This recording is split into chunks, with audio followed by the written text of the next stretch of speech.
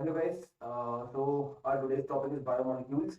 Biomolecules की अगर मैं बात करूं तो पहला सवाल आता है बायोमोलिक्यूल्स जो है वो होते हैं।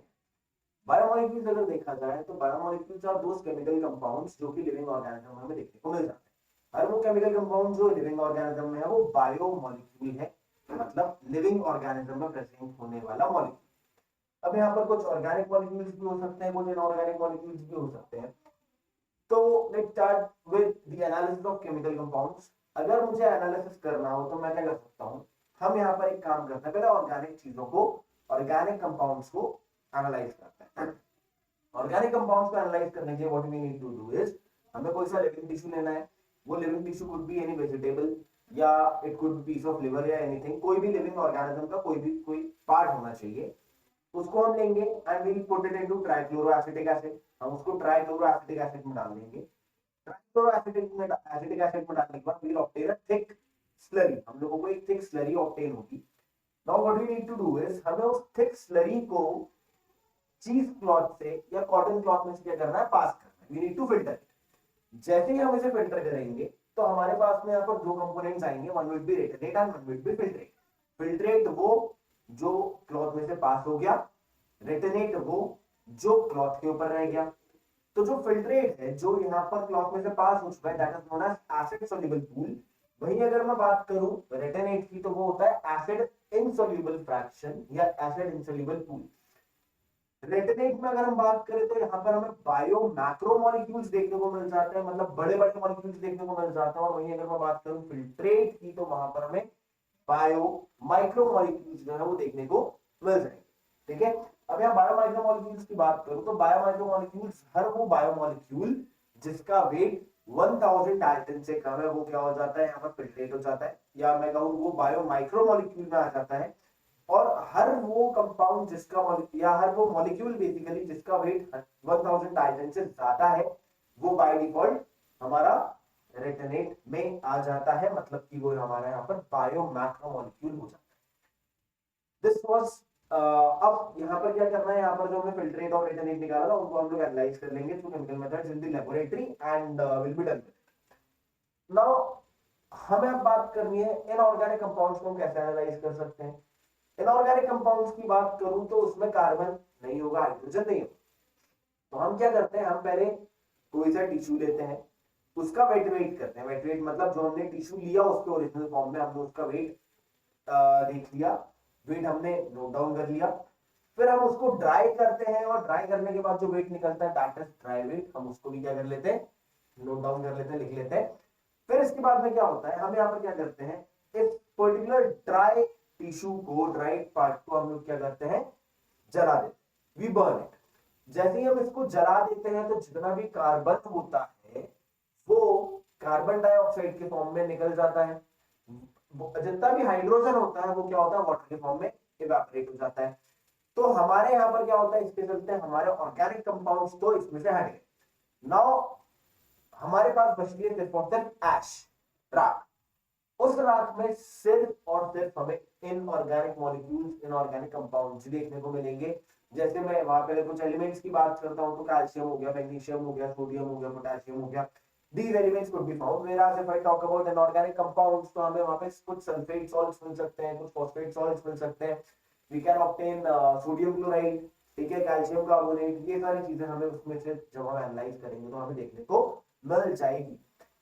This will just give you rough idea कि हमारे, अगर मैं बात करूं तो परसेंट वेट के अकॉर्डिंग अगर बात किया जाए तो एलिमेंट्स जो है उनका कितना कितना परसेंटेज अर्थ के क्रस्ट पे एग्जिस्ट करता है और कितना कितना परसेंटेज हमारे ह्यूमन बॉडी में एग्जिस्ट करता है। जैसे आप लोग यहाँ पर देखेंगे हाइड्रोजन यहाँ पर दिया हुआ है, हाइड्रोजन अर्थ के क्रस्ट में सिर्फ 0.14% है, वेयर ह्यूमन बॉडी में अगर मैं बात करूं तो इट इज 0.5%। ठीक है, नाइट्रोजन की बात करूं तो अर्थ के क्रस्ट में, we are talking about crust, हम एटमॉस्फेयर की बात नहीं कर रहे, ध्यान रखिएगा इस चीज को। अर्थ के क्रस्ट में नाइट्रोजन इज वेरी लिटिल, ठीक है, लेकिन ह्यूमन बॉडी में क्या है, वो 3.3% है। ऐसे ही अगर मैं सिलिकॉन की बात करूं, सिलिकॉन जो है वो अर्थ के क्रस्ट में 27.7% है, लेकिन हमारी बॉडी में इट इज नेग्लिजिबल, मतलब हम काउंट ही नहीं कर पाते, हम उसको वो ना के बराबर मानता है। ठीक है, तो ये हमारे कुछ एलिमेंट्स हो गए जिनके बारे में आपको बताना था। बाकी आप लोग यहाँ पर वीडियो पॉज करके देख सकते हैं, पूरा पूरा टेबल है, यहाँ पर आपको सारी सारी चीजें मिल जाएंगी। इवन आप अगर एनसीईआरटी यूज कर रहे हैं, एनसीईआरटी में टेबल हैज बीन गिवन, तो आप लोग से भी स्टडी कर सकते हैं। Now let's switch to biomicro. जैसे मैंने कहा बायोमाइक्रो मॉलिक्यूल्स मतलब ऐसे मॉलिक्यूल्स जिनका वेट 1000 डेल्टन से कम होता है, या to be very much specific अगर मैं रेंज की बात करता हूं तो यहां पर हमें जो मॉलिक्यूलर वेट देखने को मिलता है that is somewhere around 18 to 100 dalton. हमें 18 से 800 डाल्टन तक का जो रेंज है, इस बीच में जितने भी मॉलिक्यूल्स मिलते हैं वो यहाँ पर क्या हो जाते हैं, वो हमारे बायोमाइक्रो मॉलिक्यूल्स में आ जाते हैं। अब यहाँ पर ये सिंपल सी भाषा में अगर बात करूं तो this is our acid soluble pool यानी कि फिल्ट्रेट, जो अभी अपन ने थोड़ी देर पहले निकाला, ठीक है। अब यहां देखा जाए बायोमाइक्रो मॉलिक्यूल्स में तो amino acids, lipids, sugar, nitrogenous base, ये सब हम क्या करते हैं बायोमाइक्रो मॉलिक्यूल्स में ही काम करते हैं। Starting with amino acid.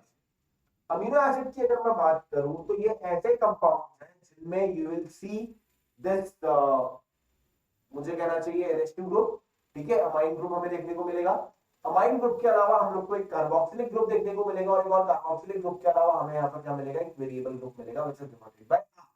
हमें हमेशा याद रखना है अमीनो एसिड में तीन चीजें मिल रही हैं, अमीन ग्रुप, एसिड ग्रुप, एसिड में भी carboxylic acid group, and variable.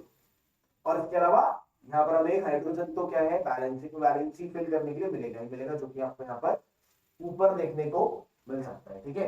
यहाँ पर आप देखेंगे तो आपको यहाँ पर हाइड्रोजन दिख रहा है, ये सब वैलेंसी फिल करने के लिए, तो हम बोल सकते हैं यहाँ पर हमें चार ग्रुप देखने को मिल रहे हैं। एक हाइड्रोजन हो गया, एक हमारी कोई वेरिएबल ग्रुप हो गया, वेरिएबल चेन हो गई, एक यहाँ पर कार्बोक्सिलिक एसिड हो गया, और एक यहाँ पर हमारा क्या हो गया अमाइन। अब यहाँ पर देखा जाए तो अमीनो एसिड्स की अगर मैं बात करूं तो यहाँ पर क्या होता है, इनमें थोड़ा सा क्लासिफिकेशन किया हो, ठीक है। अगर यहाँ पर अमीन ग्रुप और कार्बोक्सिलिक एसिड ग्रुप ये दोनों ही अगर सेम कार्बन पे या सेम कार्बन एटम पे अटैच्ड है तो हम इसको कह देते हैं, ये वाले कार्बन को कह देते हैं अल्फा कार्बन। जैसा कि आप देख पा रहे हैं यहाँ पर जो कार्बन है ये अल्फा कार्बन है, ये एक अल्फा कार्बन है क्योंकि इसी पे NH2 ग्रुप मतलब अमीन ग्रुप भी जुड़ा हुआ है और इसी पे कार्बोक्सिलिक एसिड ग्रुप भी जुड़ा ही हुआ है ना। और ऐसा जो अमीनो एसिड होता है जिसमें हमें अल्फा कार्बन मिलता है, ऐसे अमीनो एसिड को we call alpha amino acid. ऐसे अमीनो एसिड को हम लोग अल्फा अमीनो एसिड कह देते हैं। और यहाँ पर जो आर चेन है, आर में तो हम अलग अलग चीजें सब्स्टिट्यूट कर सकते हैं। आप मीथेन लगा दो, इथेन लगा दो, ठीक है, प्रोपेन लगा दो, it is up to you, ठीक है। तो यहाँ पर आर इज, जैसा मैंने कहा, is a variable group, is a variable chain. Now यहाँ पर अगर देखा जाए तो यहाँ पर कुछ एग्जांपल्स आपके सामने हैं। इन एग्जांपल्स के लिए अगर मैं बात करूं तो आप देख सकते हैं, सबसे पहला एग्जांपल जो है दैट इज ग्लाइसिन।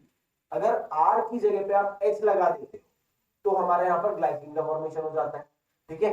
अगर हम उस आर की पोजीशन पर ही क्या लगा दें, अगर हम मीथेन लगा दें तो CH3 लगाने पे क्या हो जाता है, ये बन जाता है एलेनीन, एलेनीन। सिमिलरली अगर मैं बात करूं और आगे जाए तो यहां पर आप देख सकते हैं, यहां पर क्या लगाया हुआ है, यहां पर लगा दिया CH2OH, CH2OH। मतलब यहां पर अब R क्या हो गया, वापस वेरिएबल था, CH2OH लग गया तो यहां पर ये क्या हो गया, ये यहां पर हो गया सीरीन। ये क्या हो गया, सीरीन, ठीक है। This becomes our serine. तो ये कुछ अमीनो एसिड्स के नाम हो गए जो मैंने आप लोगों को बता दिए। अगर अब मैं ओवरऑल बात करूं हमारे पास कितने अमीनो एसिड्स देखने को मिलेंगे जो कि प्रोटीन सिंथेसिस में यूज होते हैं, तो we can see 20 types of amino acid. हमारे पास में 20 अमीनो एसिड हमें देखने को मिल जाते हैं। अब अमीनो एसिड्स का जो है क्लासिफिकेशन किया गया है, इनको तीन टाइप का बताया गया है उनके नेचर पे बेस्ड। एक होता है एसिडिक अमीनो एसिड, एक होता है बेसिक अमीनो एसिड, एक होता है neutral amino acid. Acidic amino acid में अगर मैं नाम लेना चाहूं तो यहां पर हम लोग ले सकते हैं एग्जांपल के तौर पे ग्लूटामिक एसिड।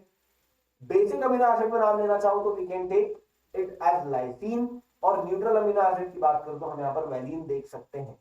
अब आप बोलेंगे सर ये एसिडिक, बेसिक और न्यूट्रल किस बेसिस पे कहा, है ना। तो यहां पर हमें क्या देखने को मिलेगा, यहां पर हमें देखना है जो साइड्स है ना, जो एंड है ना, वहां पर हमें क्या क्या देखने को मिल रहा है, यानी कि हमें यहाँ पर कंटेंट वाइज क्या क्या देखने को मिल रहा है। मतलब सिंपल सी भाषा में अगर मैं कहूं एसिडिक मॉइटी ज्यादा है कार्बोक्सिलिक एसिड ज्यादा है तो यहाँ पर क्या हो गया, वो हो जाएगा एसिडिक अमीनो एसिड। अगर अमीन ग्रुप ज्यादा है तो वो हो जाएगा बेसिक अमीनो एसिड। और अगर दोनों के नंबर बराबर है तो वो हो जाता है हमारे क्या, न्यूट्रल अमीनो एसिड। ठीक है, अब इसके बाद देखा जाए अमीनो एसिड्स को हमने एक और तरीके से क्लासिफाई किया हुआ है डिपेंडिंग अपॉन इट्स नेसेसिटी। हमने इसको बोल दिया है इसेंशियल अमीनो एसिड्स और non essential amino acids, essential और non essential amino acids. Essential amino acids की बात करता हूं तो ये वो अमीनो एसिड्स हैं जो हमें बाहर से लेने पड़ते हैं।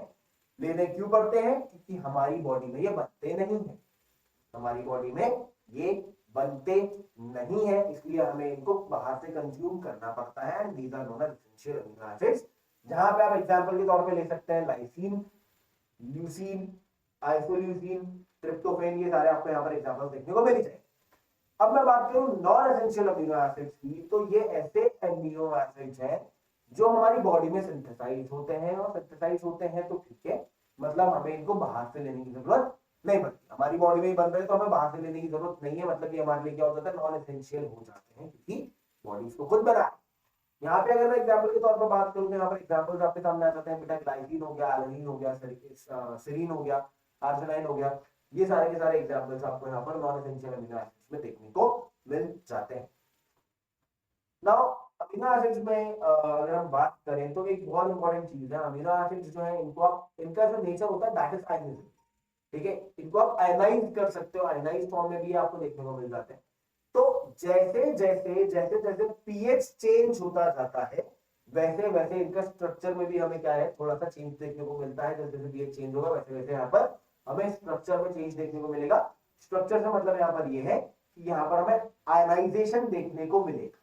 ठीक है, अगर यहां पर देखा जाए, अगर अगर यहां पर NH2 और COOH यानी कि अमीन ग्रुप और कार्बोक्सिलिक एसिड ग्रुप, अगर यहां पे दोनों के दोनों क्या हो जाते हैं, आप यहां देख सकते हैं, अगर ये दोनों के दोनों आयनाइज हो जाते हैं तो इन दैट केस वो पर्टिकुलर फॉर्म कहलाता है zwitter ionic form of protein, वो कहलाता है ज्विटर आयनिक फॉर्म।